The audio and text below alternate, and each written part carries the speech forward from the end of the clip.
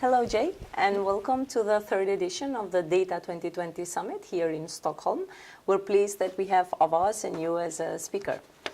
Before we go on, can you please tell us more about yourself, your background, and the company you are presenting today? Yeah, thank you. It's my pleasure to be here. It's Avaus. We are a specialist in Nordics, one of the leader in this Nordics marketing industry. We do analytics-driven marketing. That's what we are specialized in. Myself, I head data engineering at Avaus, and myself, I worked within U.S. banking and healthcare companies, and in here, big banks and telecom companies, and somewhere else, banking as well. So on insurance industries, and primarily in the data industry. Yeah. Okay, so Jay, your session today was about analytics data warehouse, in which you covered the 4 pillars of today's traditional organizations' challenges to achieve reasonably faster business insights based on analytics. Can you just name them shortly, like a short recap for our delegates? Yeah, the four pillars of the analytic data warehouse that I came up with is that the deployment process. It's about how you deploy and where you develop in production. That's one pillar. The other one is data platform, because that's the engine today for any organization. So you need to really focus and evaluate your people's skills to pick a data platform. And the third one is infrastructure. So you need to be in cloud in today's environment so that you'll be able to leverage those architecture that fits with your data platform that you choose.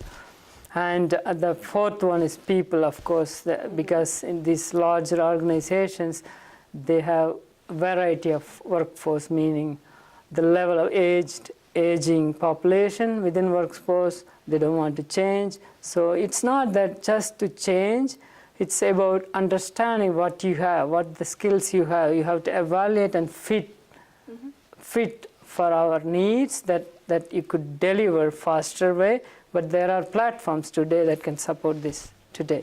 Yeah. Data platforms, yeah, they were much discussed today during the summit. But you also mentioned some points on scaling and optimized approach. And what are the steps of achieving this? Yes, it's all these 4 things. This is what I call it as an optimized approach, because all these years, decades, we work is structuring the data that fits for some certain audience, meaning the BI world. Okay. Right? It's structure. I know what I'm going to deliver, so you can do that. But now with analytics, you don't know really the requirements are. Okay. So that's the open question. So we are the data scientists and team. They go and find out what is that they could bring value out of your data. They go and find it out with you, helping with you. So that's when you need to open. I would call it as an emergency exit from your production system. So you need to open up your data so that business can deliver. So that's the optimized approach. And I'm not going deeper because that's my favorite topic, optimizing performance engineering. So if I go, I might take more time, so we will, move on to the next one. Back to the data platform, Jay, why choosing the right one is very important. You started mentioning something, but... absolutely. I think the key thing there is you need to know it leverages the architecture today, because, for example, the legacy data platform doesn't scale as we think that it is in cloud environment. For example, you say they don't even separate compute and storage.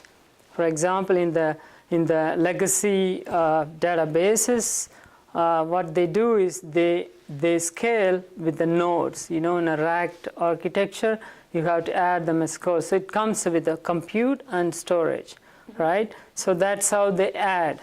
But if I just need a storage, you still end up paying for compute as well, the legacy platforms. But in today, you have options to choose from. There's so many data platforms available that could scale that can split compute and storage separately. If you want storage, you just add storage. If you need a compute, you just add the compute.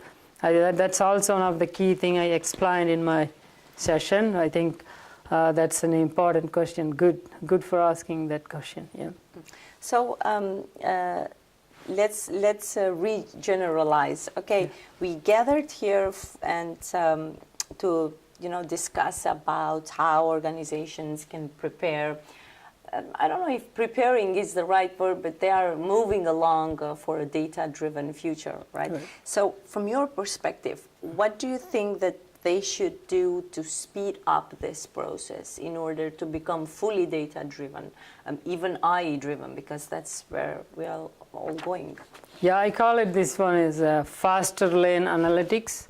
So in order to progress, as you said, faster and super fast, I think the best thing is, that's exactly is my goal in this session, that you need to address these 4 pillars that I spoke about. So the key thing is you need to open up your production data to the data scientists from the day one. You shouldn't even take few days to give them access and get started. And you need to develop in production rather than developing in like a legacy way of developing. You will have a development environment and then test and then deploy. But it should be opposite with the analytics. You start in production and you develop and you make sure it's delivered already within the specific group of business users, and then it goes to the rest of the environment to just make sure the code works and code is everywhere available. So that's an opposite way of thinking. So that's what you should exactly do to make it super fast. I think we're already working with few customers in this kind of a approach, and it's really, they like it, and it's really, really interesting. Yeah. One last question, Jay. So you are in the data architecture and engineering department, as you said. And in this AI-hyped world, what's next for the teams around data engineering? What would you say it's coming up? Yeah, I think there are so many data platforms that is growing up. That the thing I would say is you need to, it depends on which kind of a companies. If you're a global companies, you need to think because the GDPR compliance, all that coming in today. So you need to make sure the data is handled in certain countries or regions and stored in their regions. So for those cases, I think distributed database is a key other thing to look for, because distributed databases across the network, not just within the cluster. So those kind of technologies already there, but it's still maturing. So that is one thing to look for. And the blockchain, that's another thing, could be potential disrupting technology very soon, I would say. Yeah. Jay, thank you very much. It was a pleasure having you as a speaker for the Data 2020 Summit, and especially for conducting this interview with us. Thank you. Yeah, thank you so much. It's my pleasure today, being with you guys. Yeah, thanks.